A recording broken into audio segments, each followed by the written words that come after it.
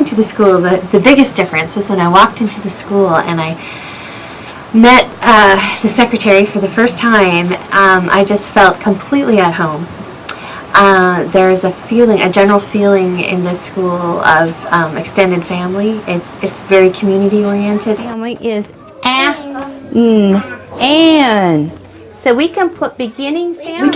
We can't operate in this school without our families. You know, they do come in, they help, particularly what I'm thinking of with our intermediate students when they're working on long-term projects, having parents come in and help them with putting together these big projects that they may be experiencing for the first time, and just being another pair of hands, or listening to somebody practice a presentation they're going to do.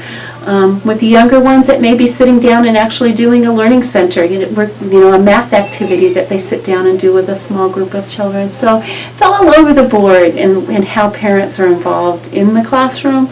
And then some of the parents, I think the biggest thing that I hear from parents is, oh, I love to go on the field trips. I can't wait till we go on field trips. And I think that's another place that they get to be with their children, their children's peers, other adults that are involved in the classroom community, and they're out exploring the world with their children. And I don't think many parents have that opportunity anymore, so I think that's another really strength that we have here.